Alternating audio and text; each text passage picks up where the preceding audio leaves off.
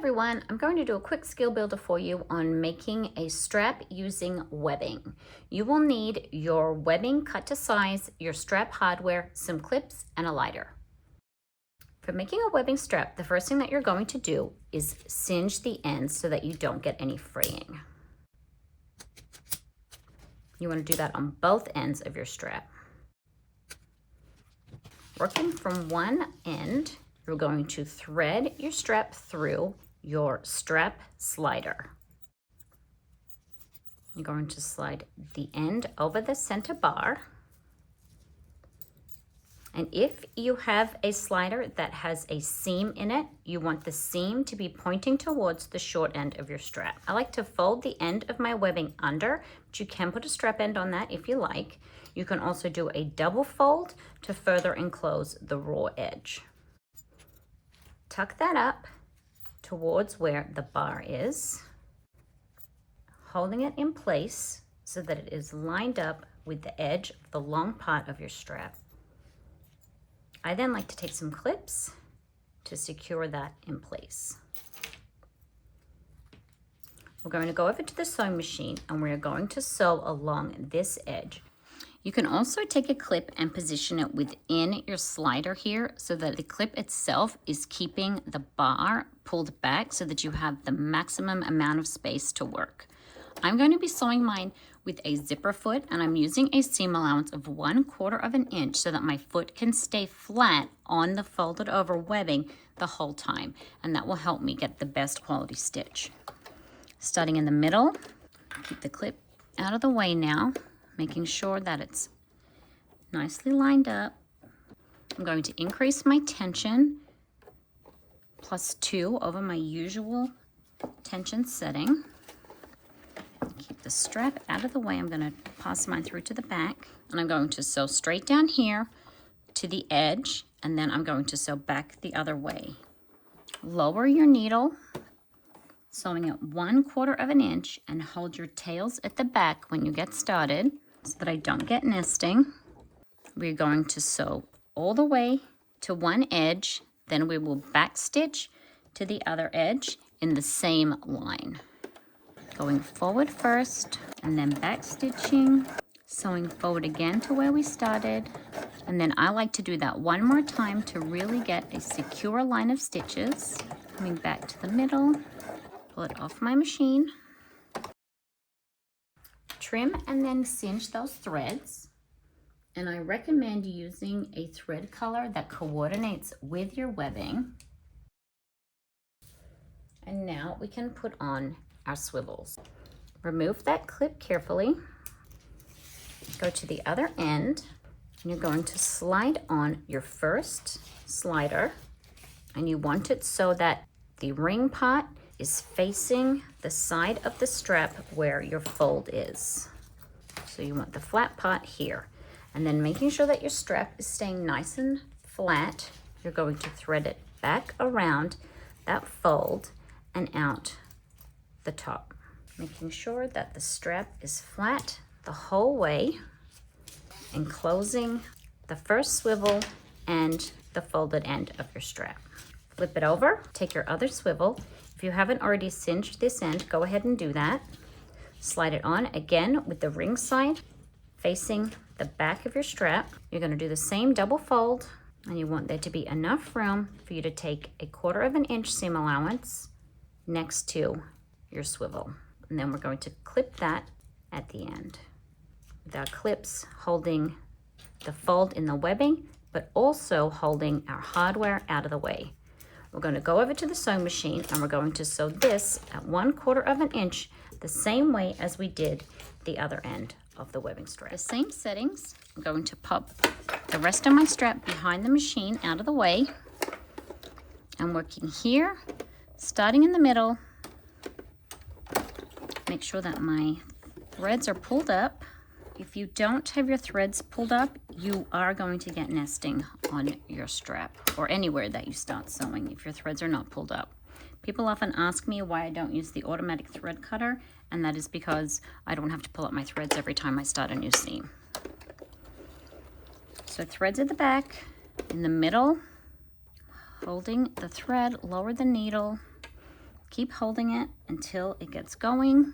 I'm going to sew up to this edge and then keep those to the side and then back stitch in the exact same line, as close as you can get to it, back to the middle.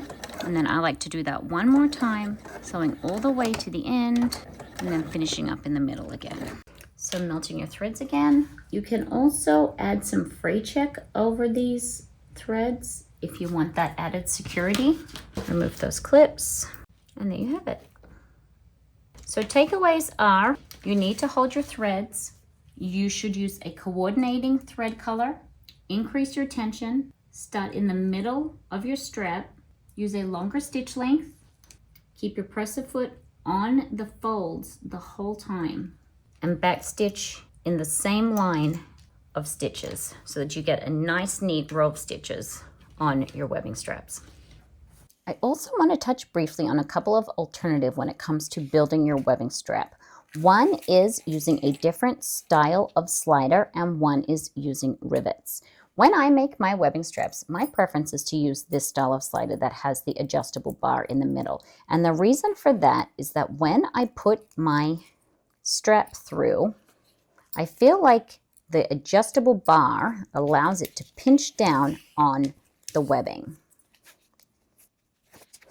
This is obviously not set, but with the adjustable bar, if there's weight on the side of the bag, it's going to pull that into place,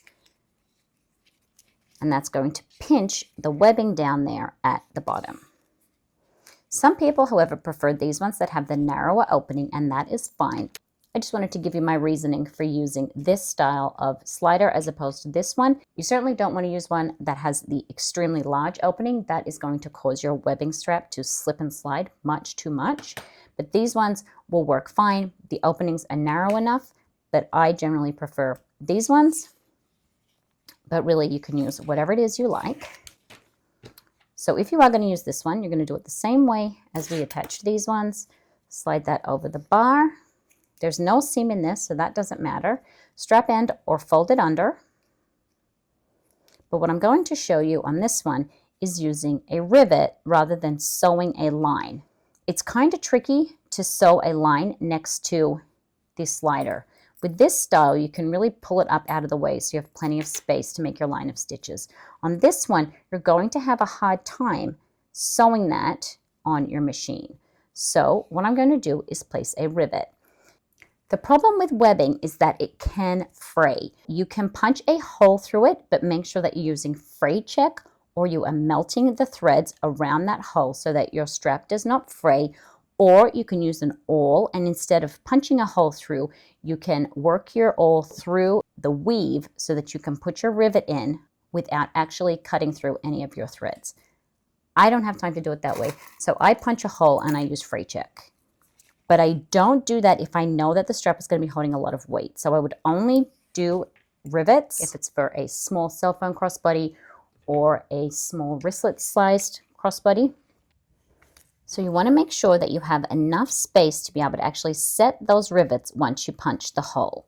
So I'm going to be punching my hole on the center seam line and about 3/8 of an inch from my folded edge, just to make sure that I have enough space to get the die on my rivet press in past that slider. You also want to make sure that you are securing where you have cut those fibers. So I like to open this out, and then you can either use a thread zapper or a lighter to just singe the cut ends of those fibers there, or you can use fray check to strip it in through the hole and let that all soak in. But you want to make sure that you're getting all of the layers. And then once they are secured, be that the fray check has dried or you've singed them all down, then you can slide the slider back on and go and set your rivet. Line those holes up, pop your rivet through.